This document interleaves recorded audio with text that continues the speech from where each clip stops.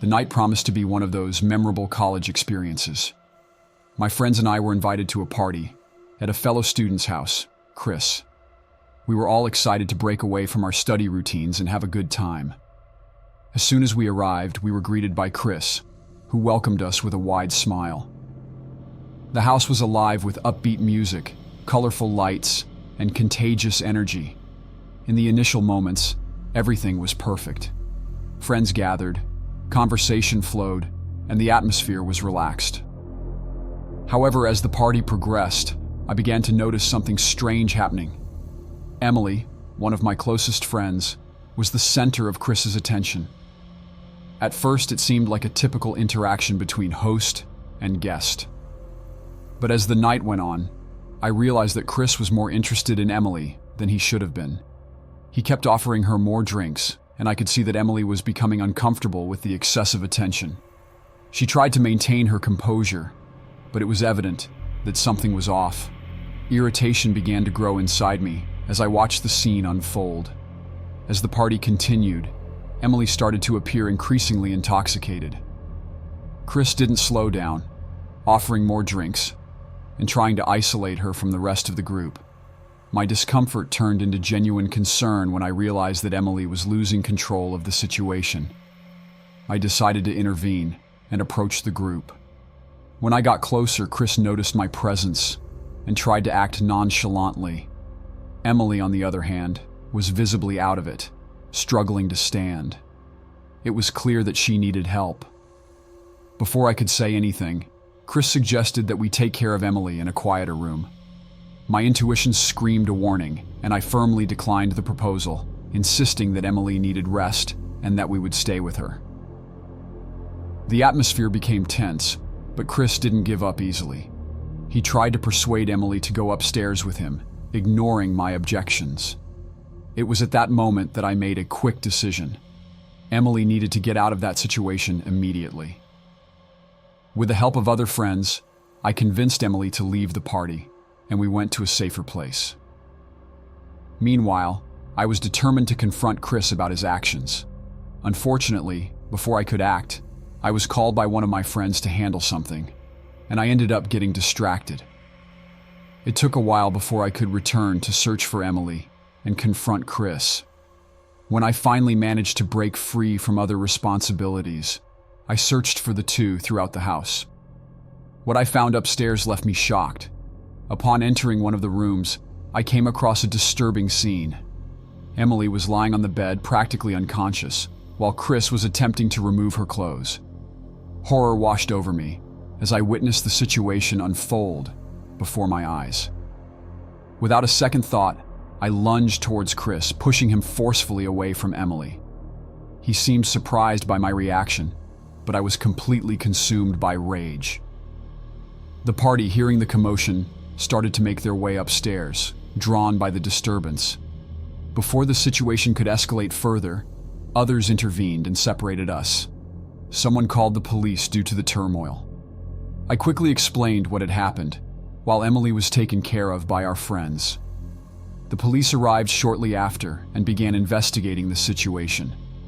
Unfortunately, with insufficient physical evidence to arrest Chris that night, he was released.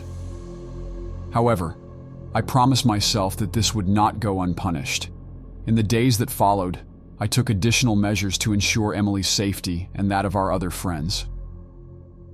Reflecting on that distressing night, I realized how important it was to be attentive to uncomfortable situations and act when necessary. Chris attempted to reconnect with Emily after the party, but she and all of us cut off any contact with him. We, as a group, offered our support to Emily and made sure she knew she was not alone. Months passed, but the experience left a scar on all of us. Trust in parties and social gatherings was shaken, and the importance of looking out for each other was reinforced. Although Chris escaped legal consequences that night, the community remained vigilant.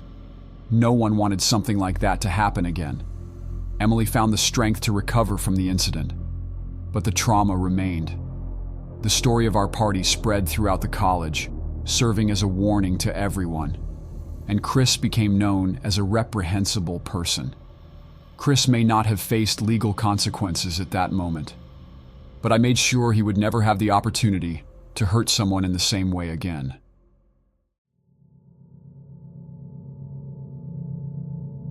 It wasn't exactly a party. It was supposed to be a casual gathering among friends. A night of games, pizza, and good company. Little did we know that what started as innocent fun would spiral into a harrowing encounter with the unknown. The setting was my friend's house, on the outskirts of a suburb, surrounded by dense woods that whispered sinister secrets in the moonlit night. The atmosphere outside always reminded me of the forest, a place where shadows seemed to dance with invisible creatures. Our group of 7 had settled into the evening, engrossed in a game session, fueled by sugary soda and greasy pizza. Laughter echoed through the living room as the hours passed, but eventually, exhaustion set in, and we agreed it was time to call it a night. As the caffeine addict of the group, I volunteered to stay awake while everyone else dozed off on the living room floor. It was an arrangement I was accustomed to, with my restless mind resisting the call of sleep.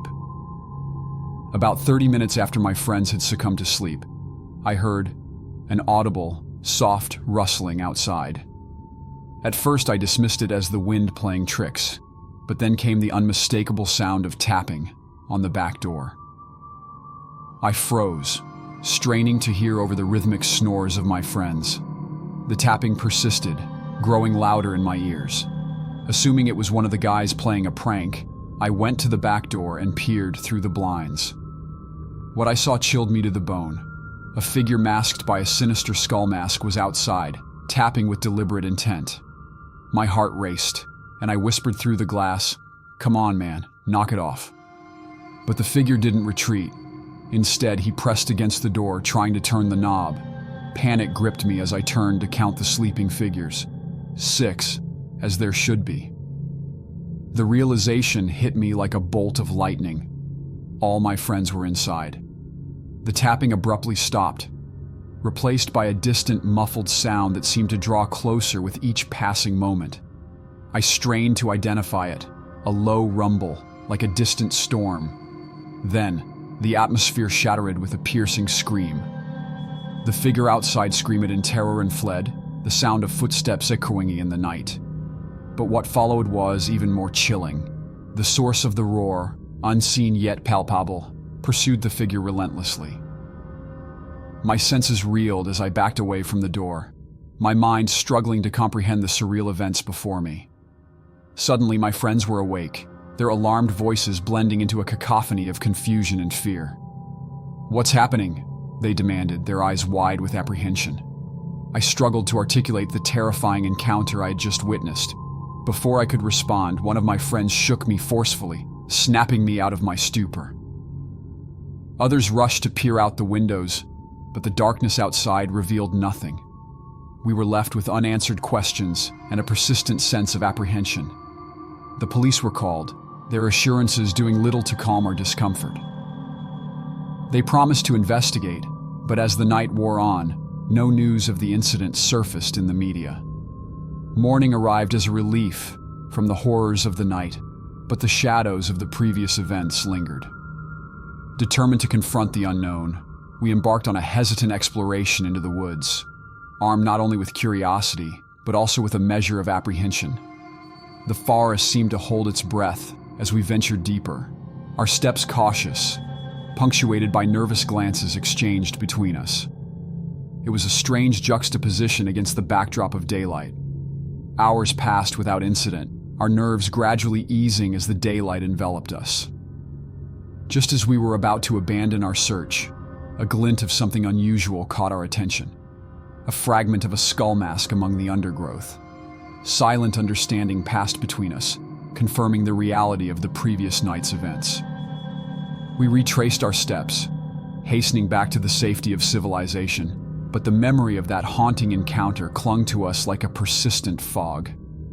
Years have passed since that fateful night, but the memory remains vivid. The forest still beckons with its enigmatic whispers, a siren song that sends shivers down my spine whenever I pass by. As for the figure in the skull mask and the roaring presence that pursued it, Their true nature remains a haunting enigma. Thank you for watching until here. If you enjoyed the video, don't forget to leave a like and subscribe so you don't miss the next ones. See you soon.